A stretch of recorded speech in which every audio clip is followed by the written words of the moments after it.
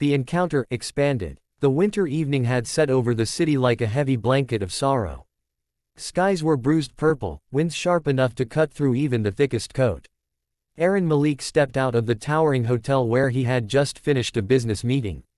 He was a man carved from discipline, every move precise, every thought calculated, every expression controlled. His employees feared him, competitors envied him, and the world respected him. But none of them knew the silent storm inside him. 3 years had passed since he lost his wife, Zara, in a tragic accident, and though the world had moved on, he had not. His grief had become a shadow that followed him everywhere. As he walked toward his car with fast, purposeful steps, he was deep into a call with his board of directors, discussing a merger worth millions. His voice was cold, firm, without hesitation. It was rare for anything to distract him during business, until that small, trembling voice broke through the icy walls he built around himself. "Sir, can I have some bread, please? Just a little. I'm hungry." Aaron paused, irritation rising in him instinctively. He turned and saw a little girl, maybe 7 or 8 years old, wearing clothes so ragged they barely qualified as fabric. Barefoot, her hair matted, her cheeks smudged with dirt, but her eyes were enormous, watery, and filled with a mix of fear and hope. Her small hands were tightly closed around something. Aaron's first instinct was to ignore it. People asked him for things every day. Money, help, opportunities. He had trained himself to look past. But something held him rooted. Maybe it was the tremble in her voice. Maybe it was the way she stood, not demanding, just quietly pleading for enough food to survive another night. He ended his call abruptly, surprising even himself. "What's your name?" he asked. She swallowed nervously. "Mare." Her voice was soft, almost too soft for this cold world. He reached into his pocket to hand her some money, but when he placed the notes in her hand, something metallic slipped out of her fist and fell to the pavement with a sharp, familiar clink. Aaron froze. Because the object lying on the pavement wasn't just any piece of metal, it was a silver heart-shaped necklace. A necklace with a tiny diamond embedded in the center. A necklace that belonged to Zara. Aaron felt the ground shift under him. It couldn't be. It simply couldn't. That necklace had gone missing the night Zara died. He had searched everywhere. He even accused hospital staff of misplacing it. He had cried alone in his room when he realized it was gone forever. It was the last birthday gift he had given her, engraved with the words, "To Zara, my forever." He picked it up with trembling hands. "Where did you get this?" His voice came out harsher than he intended. Mare immediately flinched and stepped backward like an animal expecting a beating. "I didn't steal it. I swear, it's my mama's, please don't take it. It's the only thing she left me." Her panic punched a hole right through his chest. He softened immediately. "Hey, I'm not going to hurt you. Just tell me, where did your mother get this?" Her eyes fell to the ground. "I don't know. She said it was precious. She said one day, it would help me find home." That sentence hit him like lightning. Zara used to say that. Everything finds its way home. His heart began to pound. "Mare, can you come with me for a while? I won't harm you. You'll be safe. I just want to understand." She hesitated, but then nodded slowly. "Okay, but can I have food first?" Aaron's throat tightened painfully. "Yes, you can.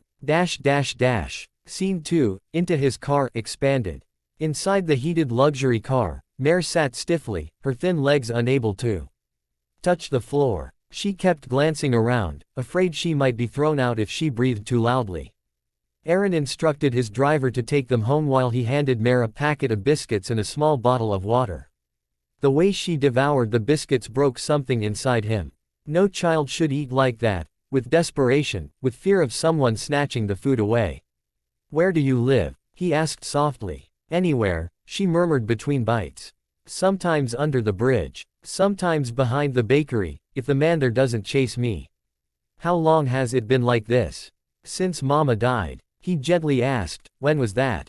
"Last year." She said it like she had practiced making it sound casual.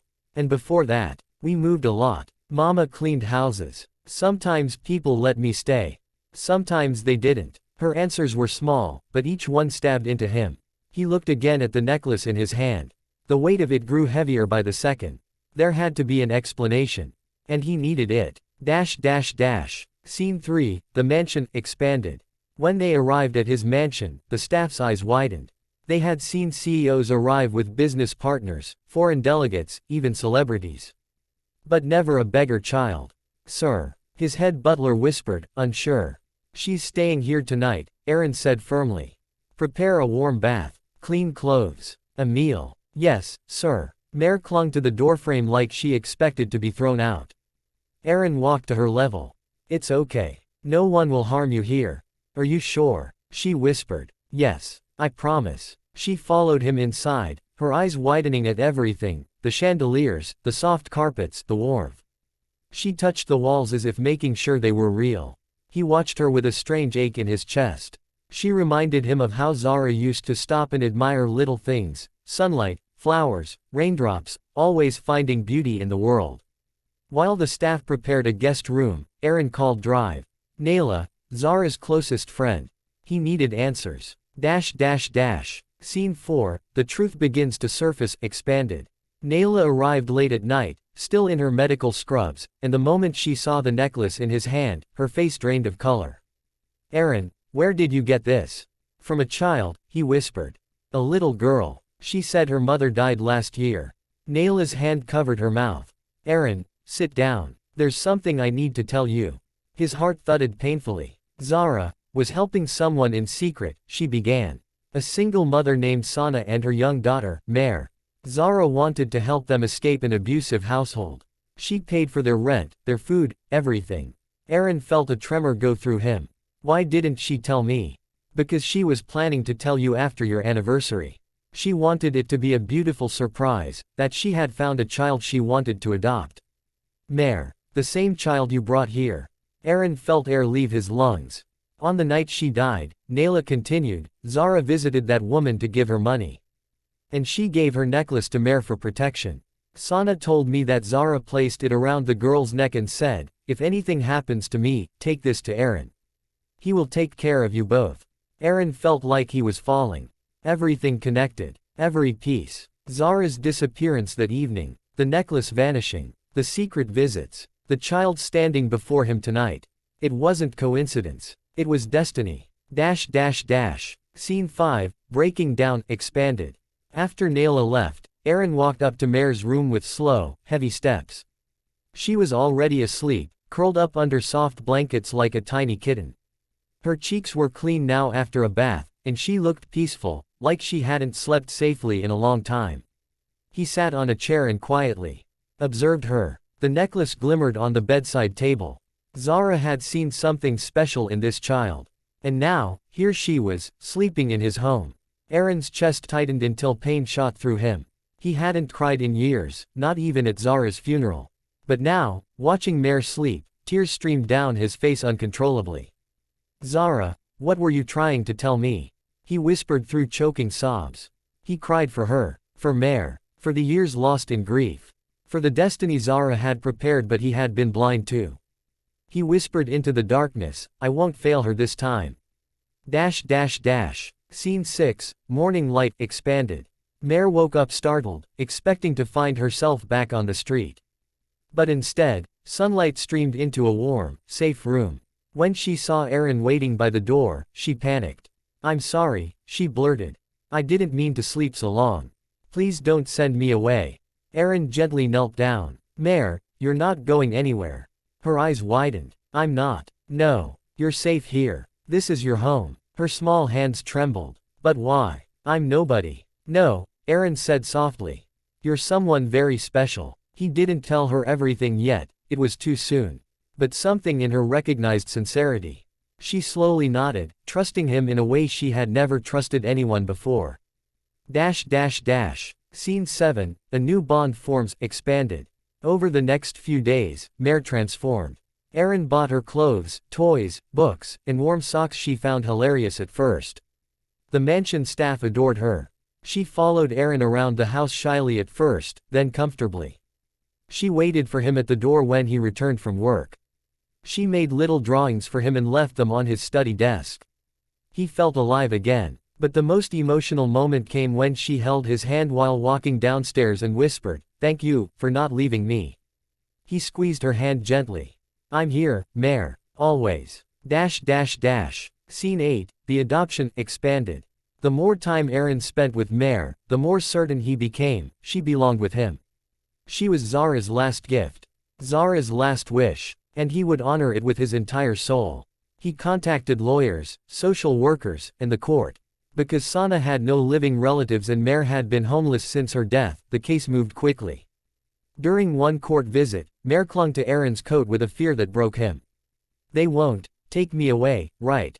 "Never," he said, kneeling to her level. "I'm not letting you go." She looked into his eyes like she was searching for something she desperately needed to believe. When she found it, she smiled for the first time, truly smiled. It was like seeing sunlight after years of rain. Scene 9, Dad. Expanded. One evening, Aaron was reading a document in his study when Mare quietly approached him. Her footsteps were so soft he barely heard them. "Aaron," she whispered. He looked up. "Yes, Mare." She hesitated, playing with the edge of her sleeve. Can I call you something else?" "What would you like to call me?" She took a deep breath, eyes shining with hope and fear all at once. "Dad." Aaron froze. Tears flooded his eyes instantly. He hadn't been called that before.